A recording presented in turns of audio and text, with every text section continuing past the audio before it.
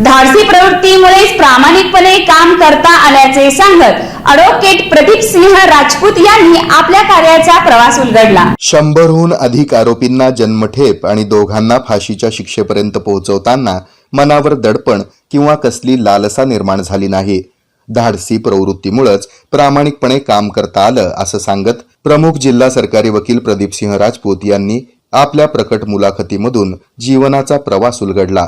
ज्येष्ठ निरूपणकार विवेक घळसासी यांनी आपल्या खुमासदार शैलीमधून मुलाखत घेत हुतात्मा स्मृती मंदिरामध्ये वातावरण हलकं-फुलकं केलं। 6 वर्षाच्या जिल्हा सरकारी वकील पदाच्या कार्यकाळामध्ये 100 पेक्षा अधिक आरोपींना जन्मठेप आणि दोघांना फाशीच्या शिक्षेपर्यंत पोहोचवण्याचा विक्रम केल्याबद्दल ॲडव्होकेट प्रदीप सिंह राजपूत मित्र परिवाराच्या वतीनं बुधवारी हुतात्मा स्मृती मंदिरामध्ये त्यांच्या प्रकट मुलाखतीचा कार्यक्रम आयोजित करण्यात आला होता। कार्यक्रमाच्या सुरुवातीला प्रशांत बडवे यांनी या आयोजनाची माहिती देत प्रास्ताविक केलं।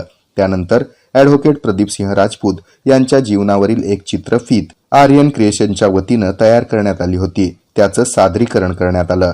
यानंतर मुलाखतकार ज्येष्ठ निरूपणकार विवेकजी घळसासी यांचं स्वागत ॲडव्होकेट प्रदीप सिंह राजपूत मित्र परिवाराच्या वतीनं करण्यात आलं। यानंतर मित्र परिवाराच्या वतीनं राष्ट्रीय स्वयंसेवक संघाचे अशोक संकलेच्या, किरण सुतार, मिलिंद फडके, ज्ञानेश्वर मेकल, रंगनाथ बंकापूर, व्यंकटेश कैंची, मदन मोरे, प्रशांत बडवे यांच्या वतीनं ॲडव्होकेट प्रदीप सिंह राजपूत यांचा सपत्नीक सत्कार करण्यात आला।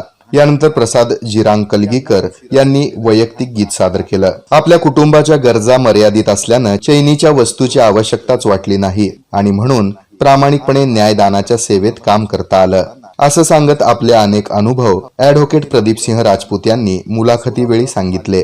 त्यामुळे सभागृहामध्ये टाळ्यांचा गडगडाट झाला। या कार्यक्रमाला दैनिक सुराज्यचे संपादक राकेश टोळे, उद्योगपती दत्तांना सुरवसे, सुयश गुरुकुलचे केशव शिंदे, ज्येष्ठ पत्रकार अविनाश कुलकर्णी, मुंबई गोवा बार काउन्सिलचे माजी अध्यक्ष ज्येष्ठ विधिज्ञ मिलिंद थोबडे, श्रीमती रेखा राजपूत, ओंकार सिंह राजपूत यांच्यासह वकील आणि सामाजिक कार्यकर्ते मोठ्या संख्येने उपस्थित होते।